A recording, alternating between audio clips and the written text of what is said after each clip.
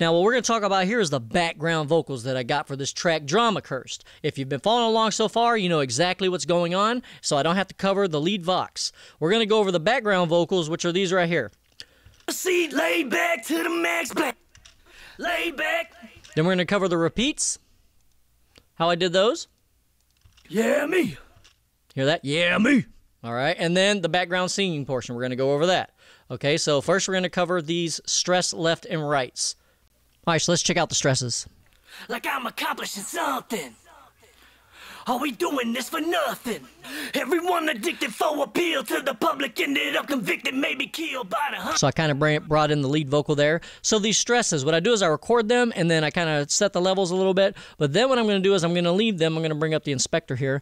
And if you notice, these two tracks are going out to my lead stress bus. I created a whole other bus for these because I want to treat both of these tracks with the exact same processing, EQ, compression, and everything. However, you'll notice this one's panned to the left 50%.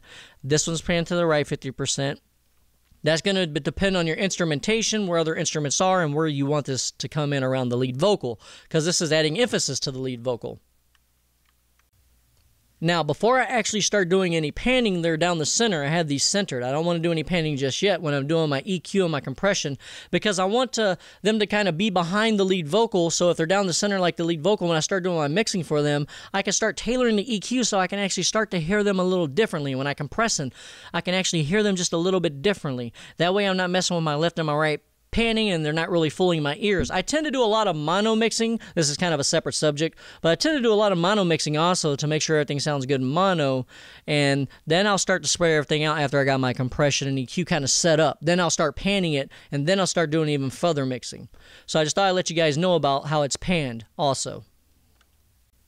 So we know these tracks right here are going to this bus over here, the lead stress bus. Let's go ahead and see what we have on that bus.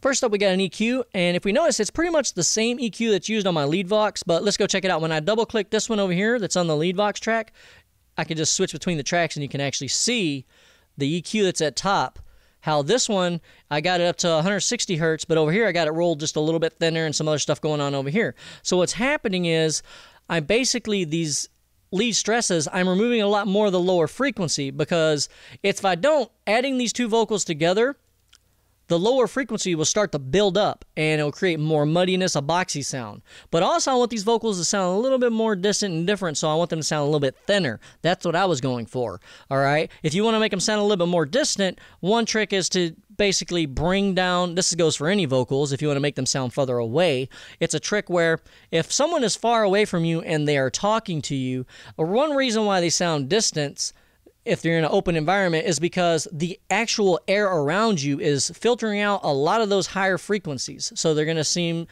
that's what this can create a sense of distance by getting rid of your higher frequencies. So you could also do that if you want it to sound a little different. However, that's not what I was going for. Just a little tip there. However, that's the EQ that I chose, and I basically chose to remove a lot more of the lower frequencies and get rid of some of this mud, so it is a little different. Let's talk about the compression. So the compressor I chose is the Waves R-Comp. It's one of my favorite compressors, all right?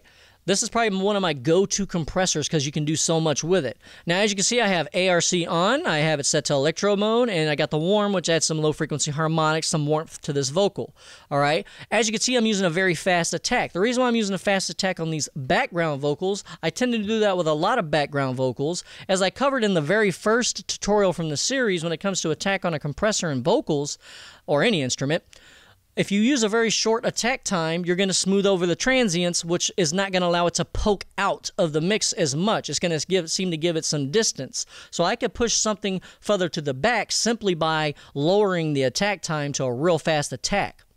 The release I'm using is a little bit longer. I wouldn't call it too long, but it's 100 milliseconds around there. And I'm using a 5-to-1 ratio. I want a higher ratio on these. Now, sometimes I use a lower ratio. It depends on what I'm going for.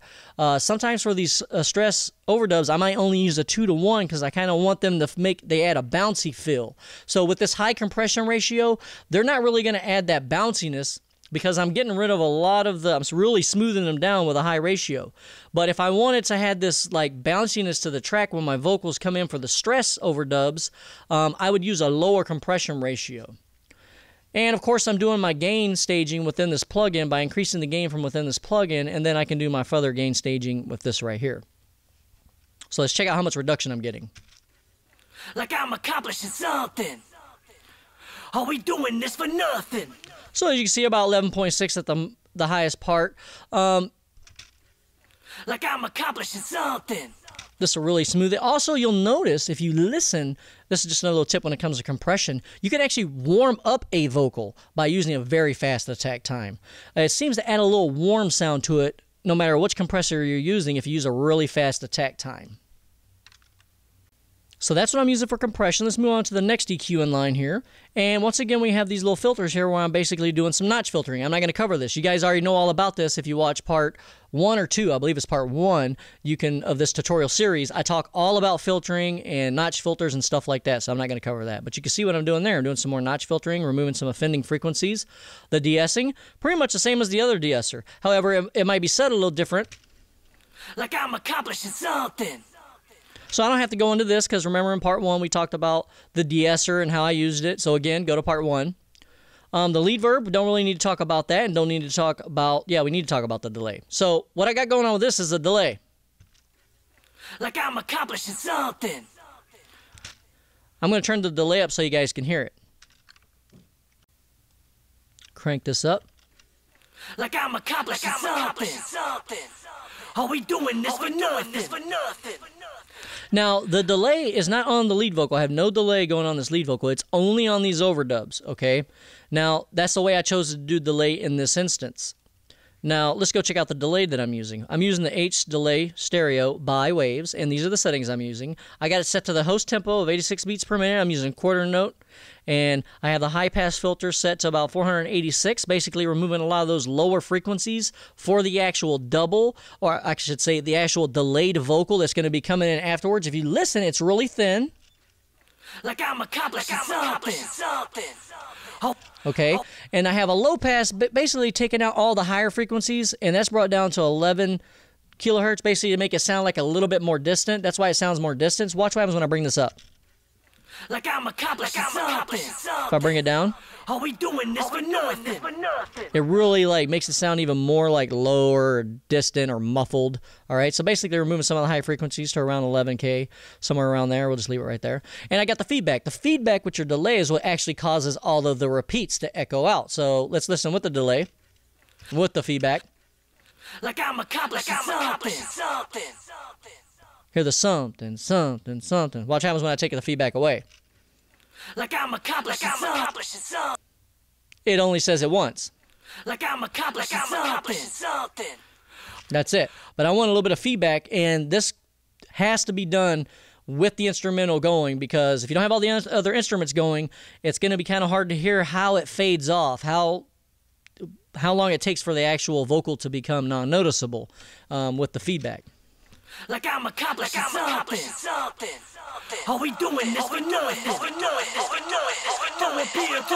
Of course, that just causes a feedback loop, which is for an effect maybe on the end of a phrase. You could do that, something like that, and process it in place.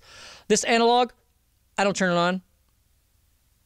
You guys probably can't hear it, but it adds, because I don't have too much dialed in, it adds like an analog, like basically lower frequency hum in there to make it sound like an analog type thing. Not going to mess around with that. And the dry wet. I got the dry wet 100% wet because I'm using it as a send effect.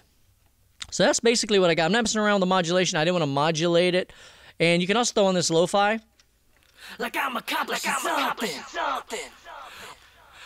Which also does some further processing to make it sound more lo-fi, telephony type stuff. And that's pretty much what I got going on with the delay. And you got to do this while the instrument is going, as I said. Like I'm accomplishing something. Are we doing this for nothing? So only on those stress overdubs, when I come in and say certain things, I'm going to be getting some delay going on. It's not like I said on the lead vocals. So that's the delay. Now we're going to check out these repeats. Now, I didn't repeat everything. I only repeated a couple parts. And let me bring in the lead vocals here and everything. And let's go to these. I don't know if I have the processing turned on. Do I? No. Repeats right here. Turn all that processing on. We're good to go. And let's go check that out. So here they are right here. So I come in and say just a repeat, or I just say something. We'll go with these repeats over here. It's more than average. I ain't gotta prove shit. Who be baddest? Who be baddest? Need practice. All right, so there's no delay on those. That's just a straight up repeat. And over here, I'm actually just calling out to myself. Okay, someone saying, "Yeah, me." Bypass me, yeah me. On the streets, beats banging, plank leak, creep swanging. Oh yeah, oh. You know. Okay, so that's just like a call out to myself or to whoever's listening, whoever cares. That's basically all that is. So I just call them repeats because I wanted to tailor them the exact same way. However, I want them to sound a little different from the stress and a little bit different from the lead. So I'm going to show you how I process those. So let's go ahead and open the inspector and check that out. Well, I see this one's paying 50 and this one's paying 50 to the right.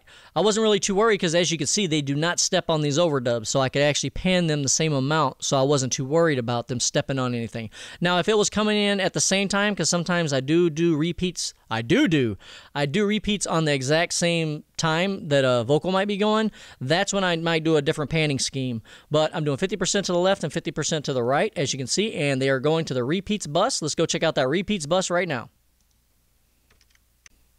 So here's that repeats bus. Let's make sure we're on a section. Yep, we're right there. More than average. Where I'm repeating where I'm saying more than average. And we're going to bust open the EQ. All right, whoa, this is way drastically, right? So if we notice this EQ is different from this EQ at the top, which is different from this EQ. So as you can see, I'm processing them really different. I'm really thinning them out. And what I mean by thinning them out is, if you notice, I'm getting rid of a lot of stuff here. I'm getting a lot of this presence. I didn't want them to be too present. And I'm getting rid of some of the 5K, which is a lot of your presence region. I'm getting rid of some of the mud as usual. And I also wanted them to be a little warm. So I did a different decibels per octave roll-off. You wouldn't think that this kind of stuff matters, people, but if you have a good monitoring system, you'll be able to hear it. I went with a 12 decibels per octave roll-off with a slow little slow roll-off there, because I noticed that if I did too much of it with a 24 decibel, it was just too much, removing too much of the lower frequencies. So I said, you know what, I'll bring in some of that lower harmonic, I wouldn't say harmonic, just that lower sound, because that's just what I needed for the track. Moving on. I'll go ahead and take all this off. More than average. More than average. More than average. More than average. I'll play it, and then I'll bring it in for the next part. More than average. Who be baddest? So you see, it's really thinning it out, but it's also doing what it does, right? Let's not overthink it here. So let's open up the compressor. As you can see, it's the same compressor, all right? And I'm actually using the exact same settings from this compressor over here. However, the only difference is the gain staging and the volume. All right, and of course the threshold, you notice the threshold's different. I got a little bit different compression going on because they're different levels, but I'm basically using the same compression because it's still like a background element, and I wanted to use a faster attack on that, so I used the fastest attack it had, and I'm using that warm to basically add some low frequency harmonics to it. So we know that. Here's this, another, we already know about this. If you watched part 1 of this whole tutorial series, you know about the notch filtering. I'm not going to cover that. The de-esser, once again, just a regular de-essing that I'm using, okay? More than average. I guess the main thing you guys are caring about is like my EQ and my compression. So the main EQ is happening right here, and then I got the compression. Now, towards the end of the series, we're going to talk about this all Vox bus because I'm doing some final EQ and some other processing there. So you guys need to stay tuned for that because I need to talk about the all Vox bus, because even though you're hearing this and what's happening, when I turn this on, it adds some more stuff to it that I do later on with the all Vox. So let's move to the hook verb. Wow, this is a different reverb. Let's talk about that. Why am I using this hook reverb instead of a lead verb if it's on a lead element? So first up, I have the Q2 stereo. Once again, pretty much the same as the other one that's on my other reverb. You notice it says hook reverb. That is what I'm actually sending to this repeat right here. See, hook verb. I'm sending it out to this one here, which is different from my lead verb. You notice over here I got the lead verb on there. I got the lead verb on there. We got the hook verb right here. So let's go check that out. Q2 stereo. Once again, removing a lot of that lower frequency stuff that we don't need before it hits the reverb. Next up, we got the Lexicon Vintage Plate. Once again, however, I'm using different settings from the other one. As you guys know from the very first tutorial, I talked about vocal reverb, so I'm not going to cover about pre-delay and reverb time because I covered that in that first tutorial. But I will tell you that it is a different pre-delay setting. I'm using a higher pre-delay setting, and I'm also using a longer reverb time because these vocals are in the background. Now, typically for background vocals, I have more of a lower pre-delay, like 0 milliseconds, for reasons you all know why if you watched the first video. But I chose 77 milliseconds. So what I said in that first video about using that 0 pre-delay time around that area for vocals you want to push to the back of the mix, it doesn't always apply. Sometimes I want this to be in the back, but I don't want it to be that far in the back. I don't want to sound like it's too far in the back of the room, so I actually wanted to bring it forward a little bit, but also push it back with the reverb. I'm using a balance of pre-delay, reverb time, diffusion. If you notice, I'm using some diffusion on this one, and I'm using a different reverb out frequency, some other stuff that I got different. I'll just go ahead and bring up the edit here. I got a little bit more spread on these. I'm using 80% as opposed to, I believe it was like 30 or 50% for the lead vocals. I got some other stuff in here set differently for what I'm trying to accomplish. Everything's done in context with the instrumentation and with the other vocals. So this is the reverb I chose to use. So there's the reverb. All right, so now you guys are in for a treat, for a little secret of how I did this. So this background vocal right here, let's see, it's a background singing. We're going to play this little part. Listen to how it comes in. First, I'll solo it by itself. With your chest poked out, just be your damn self, fuck what they talk about. All right, and then I'll bring it in with these. Need to walk with your chest poked out, just be your damn self, fuck what they talk about. And let's talk about what I'm doing with those, how I'm processing those, and why I'm processing them the way they are. So let's go turn these up because they're kind of low. What I'm going to do is I'm going to go to my compressor. Just remember negative 6.1, turn it up. With your chest poked out, just be your damn self, fuck what... We'll do that right there. And we're going to bring up, we're going to talk about the actual track. It's down the center. And I got auto-tuning effects, and then I got this harmony engine, and we'll talk about those here shortly. But first, what you need to know is when I record this, I record into auto-tune. So I bring auto-tune onto the track, I turn it on, and then I turn on the monitoring button here, and I'm able to monitor my vocals with auto-tune while I sing into auto-tune. Now, when you do that, what's going to happen is if you're singing into auto-tune, you are actually singing off-key, because in order to create the effect that you're trying to get, auto-tune only creates the effect when it's correcting. So as I sing into auto-tune, I don't know it because I'm listening to in my ears and to headphones what sounds like angels singing to me from heaven. But really, if you were standing in the studio with me, I sound like a dog dying, you know, that just got shot or something like that. So I'm going to turn it off and let you hear that. With your chest poked out, just be your damn self, fuck what they talk about. So it's kind of on key, but it's like just me kind of talking, singing type thing. But when you add the auto-tune and everything and you're doing it with auto-tune, it sounds pretty dope. So... But when you hear it in context right now by itself with nothing else going, it's going to sound weird. Watch. With your chest poked out, just be your damn self, fuck what they talk about. Okay, now what's this? So we know the auto-tune's on there, okay? Nothing special going on with auto-tune, just G-flat minor. I got to set the softy effects. Nothing special. The magic comes in from this one, and if you listen to it with this by itself, it's really going to sound crazy. With your chest poked out, just be your damn self, fuck what they talk about. Now, by itself, of course, it sounds like just, and some of you are probably like, well, I don't like it with the song either, but besides all that, we're just talking about some aspects of mixing here. With that, it sounds really weird, and it's going to because it's by itself. These harmonies and stuff, when they come in, they need to be with other stuff that's happening in the track. With my rap vocals and how I tone down my rap vocal, and it matches perfectly. Need to walk with your chest poked out, just be your damn self, fuck what they talk about. So when I was saying fuck what they talking about, and I went down, so is the pitch of this singing part right here. Of course, I did that while I was listening to this as I was singing it in the background. Now, here's how this works. Now, I'm not going to get too in-depth with this plugin because I could talk for like 4 hours about this plugin, about every single parameter, because I know everything about this plugin. I know how it does what it's doing, but that's not what I'm going to talk about. I talk about that stuff in my Pitched Vox tutorial DVD, which you can purchase, link in the description. All right, so I'm just going to talk about the basics of what's happening. Now, this plugin's really smart, and I love Studio One because it's able, see how I can switch this to a stereo track, and watch what happens inside the harmony engine. When I switch this to stereo like this, if you notice this panning section, I actually get some panning knobs, and I can start panning stuff around. I can actually pan all these, each one of these little strips is an individual vocal or harmony that it's creating off of this main strip over here, which is basically the main vocal that's coming into it. It's your input. So I'm going to go back and switch this back to normal. I didn't want any kind of stereo separation or spread of the harmonies. I wanted this whole vocal to be in the background, down the center, tucked away in the background to where it's subliminal. You can barely even hear what's going on. Now, the reverb that I'm going to add to this will kind of spread it out because my reverb's a stereo reverb, and I think I'm using my hook reverb, which is about 80% spread. So that will add some space around the vocal. But I typically just wanted this stuff in the background. So let's go ahead and open this up and see what's happening. I'm going to solo this as the main voice that's coming in. Need to walk with your chest poked out, just be your damn self. Now we're only listening to the vocal. With your chest poked out, just be your damn. So what you're hearing here is the main vocal that's coming into this actual whole plugin, and it's already been auto-tuned because I have the auto-tune before it.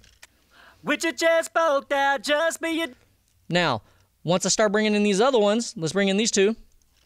This is the high harmony. Basically, I'm using a 8 VA, which is an octave above this one. So it's basically pitching it an octave above, but in order for me to make it even more realistic, what I did was I changed the throat length. I'm not going to get into all this, but I did change the throat length, and I did change this one to something different to give it a different sound.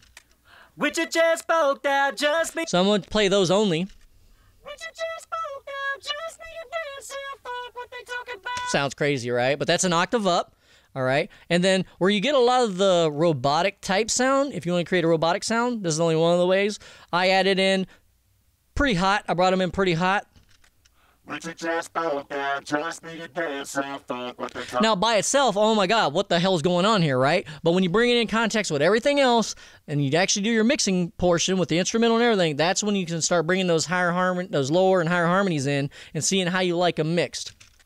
With your chest poked out, just be your damn self. Fuck what they talking about. With your chest poked out, just be your damn self. Fuck what they talking about. Then I'm me straight acting, and ain't nobody saying light scammer action. All right, so that's what I got going on with the harmony engine. I got the throat length also on the left and then the right, because these are both basically just different pitched copies. Now what it's doing is, like I said, I'm not going to get too in-depth, but I will tell you that what's happening is this timing variation is varying the time between each of these fake copies that it's creating. There's also some pitch variation between them, as well as the transition rate before it slides into the next note.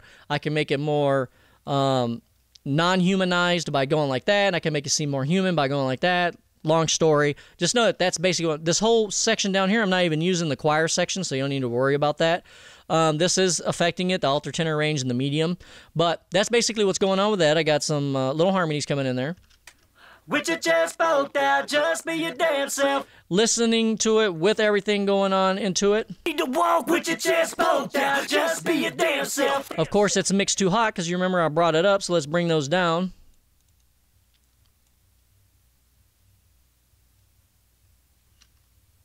Need to walk with your chest poked out, just be your damn self. Fuck what they talking about. All right, let's check out the reverb that's going on these.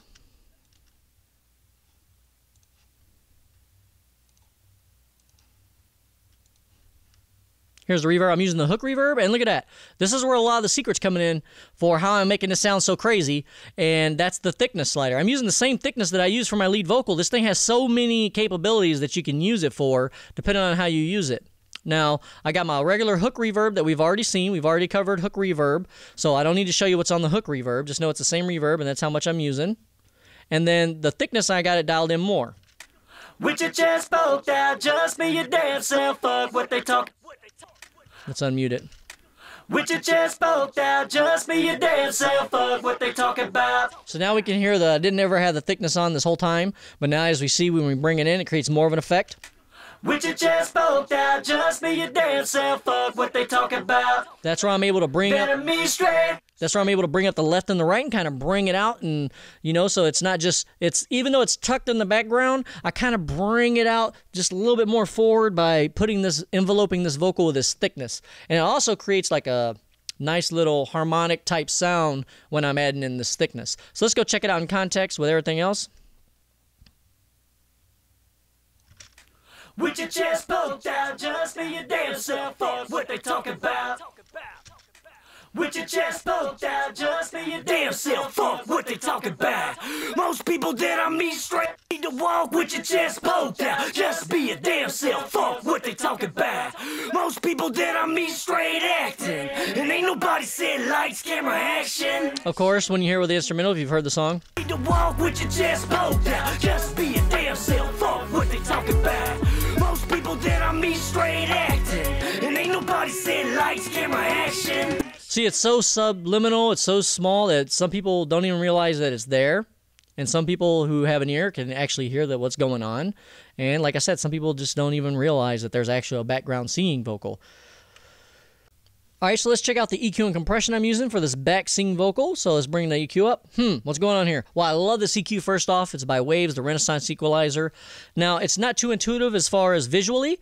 This is one of those things where you should really be using your ears, which you always should be using your ears. But you need to trust your ears with this plug-in.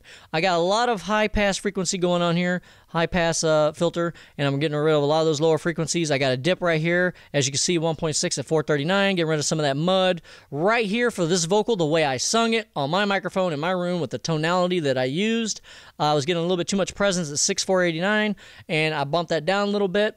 And then, of course, the trick why I talked a little bit earlier about if you're far away from me or someone's further away from you and they're talking to you, one reason why they sound distant or a way to create that same effect of distance is by filtering out the higher frequencies, because as they talk to you, their voice has to travel through the air molecules, and the air molecules are removing some of that higher frequency, which you can trick the mind into thinking someone else that's listening to your music by removing a lot of the higher frequencies to create a sense of distance. So there's the EQ I'm using.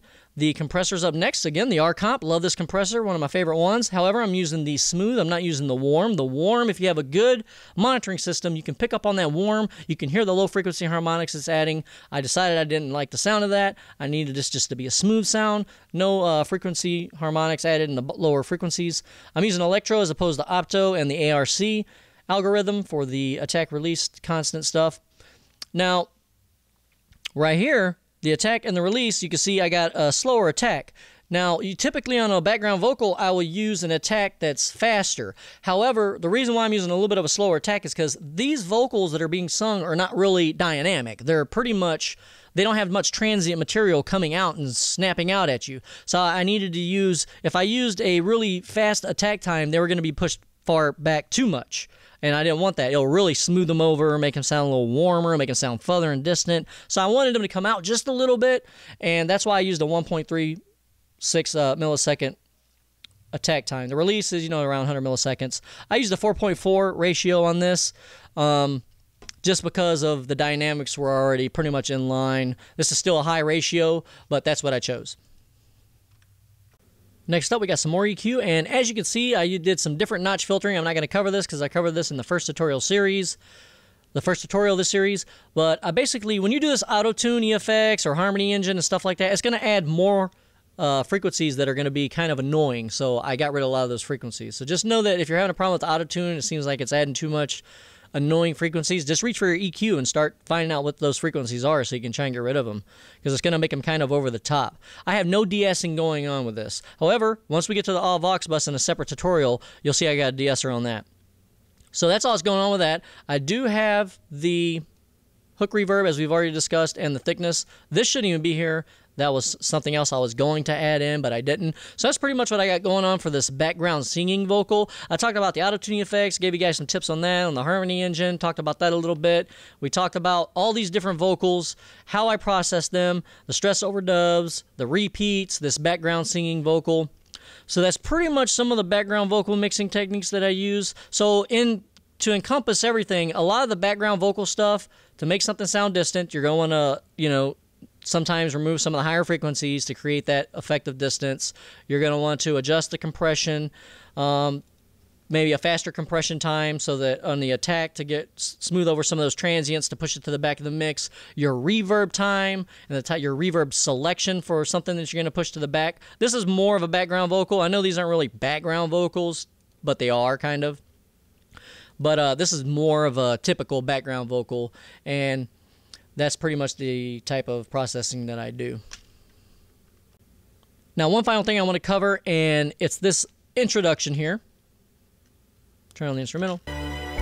Yeah, definite, and ruckus. And I'm Dozer. Y'all ready for this? I mean, how many times you heard someone say, y'all ready for this? No, y'all ain't ready for this. You know, typical shit, right?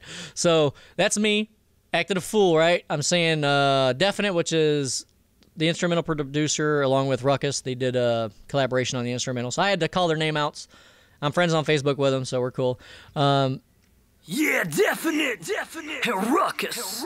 Yeah, if you're friends on Facebook, that means you're cool automatically, right? So let's check out what's happening now. I wanted these to be on the lead vocal track, and I know these aren't really a background vocal, but I'm just treating them like that because they're a separate entity, pretty much.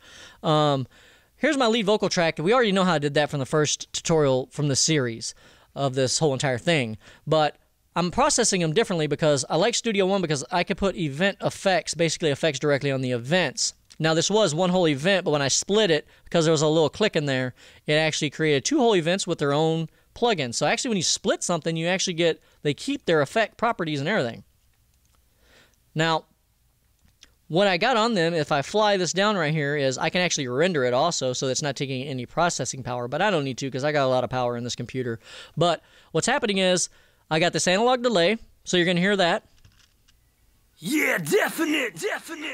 What you're hearing is the feedback is turned up a little bit. That's why you hear the echo fade out. And then I got this high-pass filter for the echo only. You're hearing my original voice first, then the echo. Yeah, definite. And ruckus. That's with nothing. Yeah, definite. And then when that delay comes in, it's got a high-pass filter of 370 hertz, and it's got a low-cut filter, and it's got a low-pass or high-cut filter, cutting out those higher frequencies. This will make it sound more distant and kind of thin it out a little bit, just so it's a delay, basically, sitting behind the lead vocal as it comes in. I got it synced to the tempo of the instrumental, which is 86 beats per minute. If you're worried about syncing stuff, just click that and it'll sync directly to the tempo of your instrumental. That's why it's really important to have your tempo set to the correct tempo of your instrumental or instruments or whatever. I'm not using the modulation section, so don't even worry about that. I am using the feedback, as I already said. I'm also, since this is, I didn't use this in a stereo fashion. This is a mono track. I could turn it to stereo. If you notice, this turns into a stereo right here. I can get some width going on. But I have it just mono because the track's mono, and I wanted to do just a mono delay in the background so it can seem like it's in the background. I do have some saturation dialed in on this delay. It kind of saturates, adds some grit to it. It adds tape saturation. And the mix on this typically, since I'm cutting these higher and lower frequencies and adding the saturation, once you start to dial in this mix, it starts to basically lower the volume. Yeah, definite, and ruckus. Of everything. It lowers the volume of even the lead vocal because I'm mixing, since I'm using the slider here because I'm using it directly on the actual vocal, I'm mixing in this delayed version with the original version, so the volume is going to kind of change, which is why you see me following it up down here with this mix tool, which we'll cover in a second. So, yeah, definite, and ruckus. And I'm okay, so up next I got my de-essing. Yeah, definite, and ruckus. All right, and then last I have the mix tool just to bring up some of the volume that was lost from the analog delay balance panner right here. I mean the balance mix. I lost some of the volume, so I brought it back up with the mix tool inside. This is native to Studio One. This is one of their plugins, so I'm using the gain just to bring up the gain a little bit. Yeah, definite, and ruckus. I don't think so. You know you gotta laugh to make people seem like you don't. All right, so coming up next for part 4 of this series is gonna be the hook and then this little sing section. Let me play them.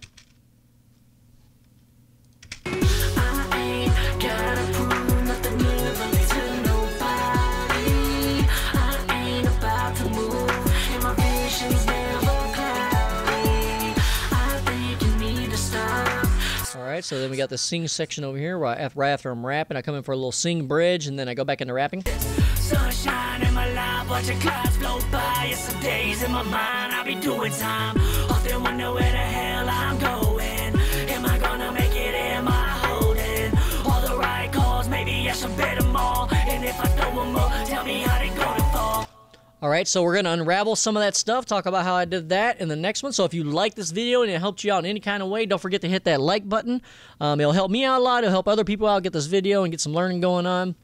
And if you're not subscribed, man, go and subscribe. I'll leave a link at the end so you can subscribe. You just click on the button and you're good to go. Because I got a lot of stuff coming. We still got to talk about the all vocals bus. We got to talk about the mastering chain. So we're going to do some mastering. And I'll show you what I did for this specific track as far as mastering. So that's it. Peace.